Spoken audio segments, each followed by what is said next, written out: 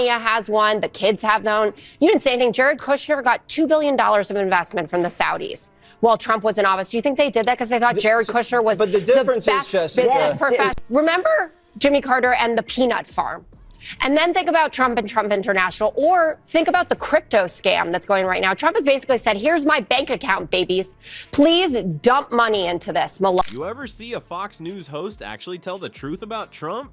Well, buckle up, folks, because one of them just spilled all the tea about Trump's money-grabbing schemes right on live TV. And believe it or not, folks, that's not even half the scams, or bankruptcies for that matter. You can always rely on Fox News' Jessica Tarlov to get Judge Jeanine and co. all riled up as they try and pretend that they care about things like due process and the rights allegedly reserved. Yep, the same network that's been kissing Trump's orange behind for years just couldn't keep quiet anymore about how he turned the White House into his personal ATM. Even Fox is admitting what we've been saying all along. The presidency was just one big cash register for the Trump family. Hey, do us a favor, hit that subscribe button. We know you want to, go ahead, we'll wait. Alright, appreciate it. Now, back to the video. Wait, did that really just happen? A Fox News host actually called out Trump's money-making schemes on live TV?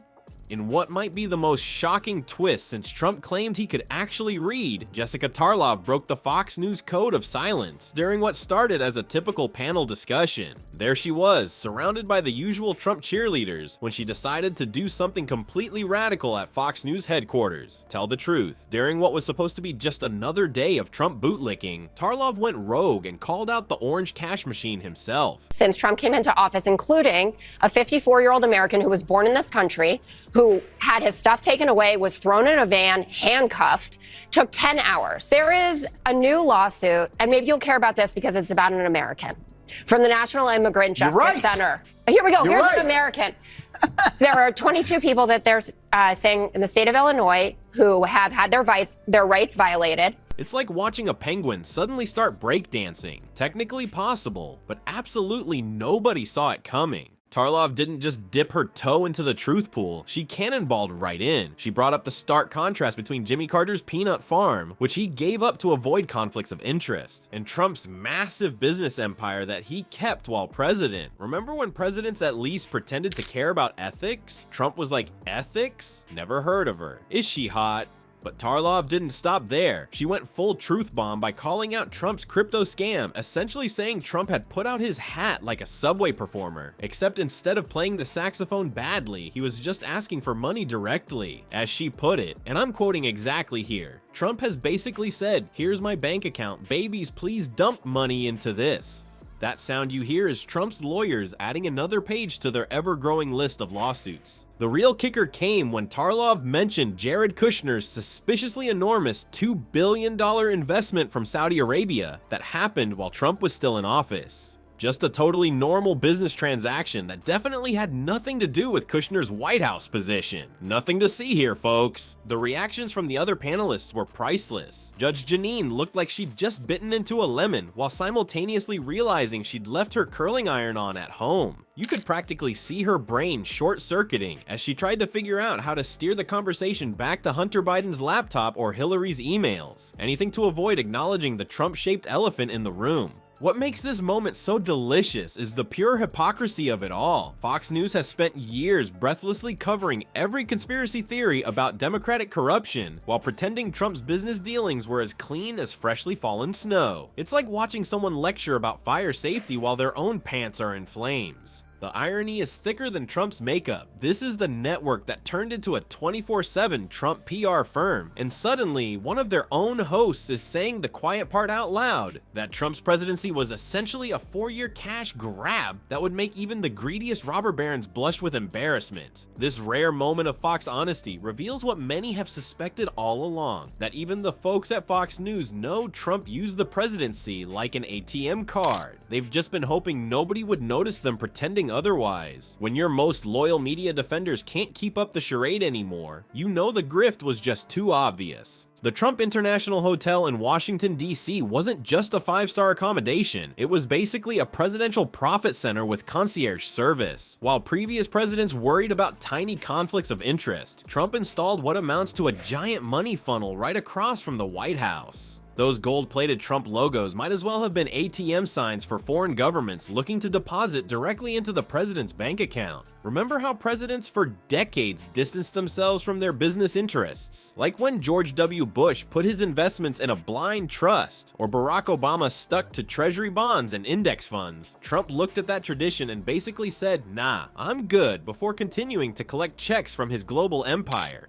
But the real magic happened after Inauguration Day. Suddenly, countries that never showed much interest in Trump properties developed an intense fascination with Trump-branded mattresses. Foreign diplomats who could have stayed anywhere in DC were booking entire floors at Trump's hotel like it was the only place with running water. Funny how Saudi officials needed exactly 500 rooms shortly after Trump won the election. Must have been one heck of a family reunion. This wasn't just random corruption, it was a constitutional crisis wrapped in Egyptian cotton sheets. The Emoluments Clause, that dusty old part of the Constitution that prevents presidents from accepting goodies from foreign governments, was getting violated more frequently than the hotel's checkout time. But instead of divesting like literally every modern president before him, Trump just handed day-to-day operations to his kids while keeping ownership. Problem solved, except not really. The whole setup created what ethics experts called a direct pipeline for foreign influence. Want to get on the president's good side? Book the presidential suite. Need a favorable trade deal? Host your embassy party in the Trump ballroom. Looking for some sanctions relief? The Trump hotel spa packages were getting rave reviews. The presidential suite suddenly became the place to be seen if you were a foreign government wanting special treatment. And boy did it pay off. For Trump, that is. Financial records showed Trump properties enjoying a massive revenue bump after he took office. His DC hotel alone raked in millions from foreign governments and officials seeking access and influence. The property became so popular with foreign officials that you practically needed a UN translator in the lobby. What made this so jaw-dropping wasn't just the cash grab, it was how openly it happened. As that Fox News segment accidentally admitted, Donald Trump converted the presidency into an instrument for self-enrichment. He made millions of dollars from the most corrupt governments on earth who came in with specific favors that we document in our report. When Fox News is quoting reports about your corruption, you know you've reached a special level of obvious grifting. The whole setup was like a loyalty rewards program where foreign governments could earn points toward presidential favors. Spend enough at Trump properties, and maybe your country gets moved to the front of the line for weapons sales or trade negotiations. Previous presidents worried about the appearance of conflicts from owning things as non-threatening as peanut farms, but Trump kept control of luxury hotels where foreign leaders could literally hand him money while asking for policy changes. The White House wasn't just a residence for Trump, it was the ultimate headquarters for a massive family franchise operation. While Dad was busy with his hotel loyalty program, the Trump kids weren't sitting around watching Fox. They turned nepotism into an Olympic sport, competing for gold in the Cash In on Daddy's Presidency event. The Trump presidency created a once-in-a-lifetime opportunity for his entire family. Suddenly, doors that would have remained locked sprung wide open, and business opportunities materialized out of thin air. It's amazing how much easier international business gets when your dad controls America's military and foreign policy. Take Jared Kushner, a man whose previous business claim to fame was dramatically overpaying for a Manhattan building right before the 2008 financial crisis. Somehow this same financial wizard secured a massive $2 billion investment from Saudi Arabia for his brand new investment fund. What qualified him for this windfall? Was it his stellar track record in real estate? His experience publishing a newspaper into the ground? Or could it possibly be his close relationship with the Saudi government while advising on Middle East policy in the White House?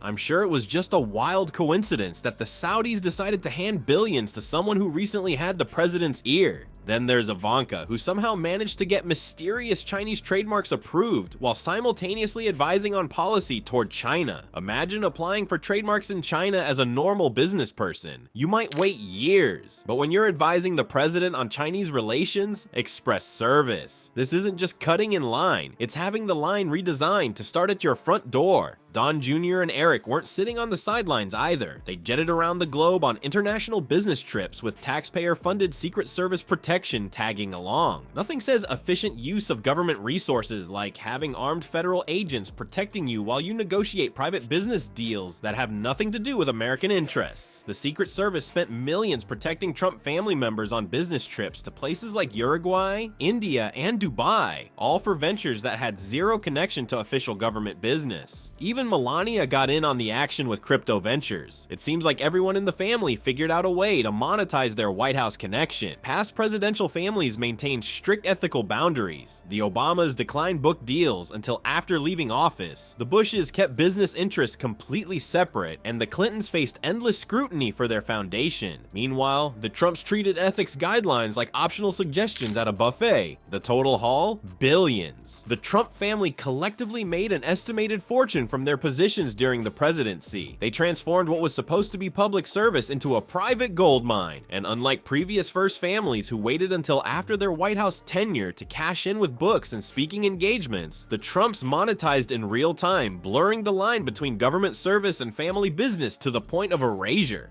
When Fox News starts criticizing Trump, it's like seeing your local McDonald's put up a "vegetables are good for you" sign. Something's definitely up. Fox News has spent years as Trump's personal media bodyguard, deflecting scandals faster than Trump dodges tax payments. They've been the 24/7 Trump defense network where hosts would rather eat their own microphones than say something negative about their orange messiah.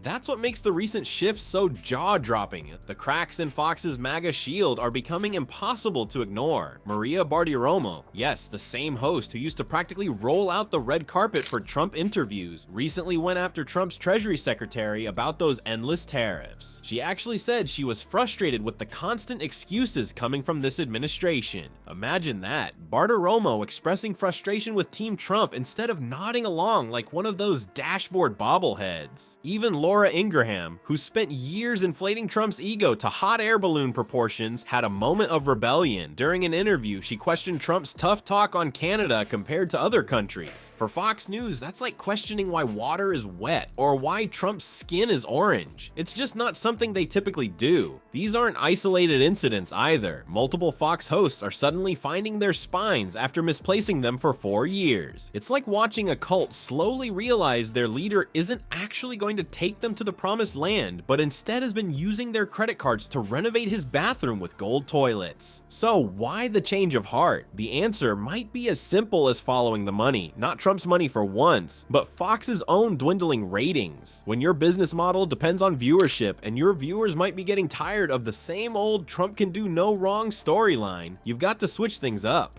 There's also the small matter of legal liability. After paying hundreds of millions to settle defamation lawsuits, Fox executives might be thinking twice about letting hosts spread whatever fantasy pops into Trump's head that morning. And let's not forget the possibility that Fox is hedging its bets on a Trump loss. Media empires need access to power, and if they think Trump might be headed for the political retirement home, they'll start positioning themselves accordingly. Nothing says we were always fair and balanced, like suddenly discovering Trump's flaws after ignoring them for years. For Fox's audience, this must be causing some serious cognitive whiplash. Imagine tuning in expecting your daily dose of Trump worship, only to hear your favorite host questioning the former president's business dealings. It's like opening a can of Coke and finding out someone replaced it with carrot juice. Healthy? Maybe. What you signed up for? Definitely not. The most entertaining part is watching Fox hosts try to have it both ways, criticizing Trump while still maintaining their MAGA credentials. They're like teenagers who want to rebel against their parents but still need them to pay for their phone bills. You can almost see the mental gymnastics as they try to criticize Trump's actions without criticizing Trump himself. The president's policy of setting fire to the Constitution was perhaps not ideal, but look at his beautiful technique with the matches.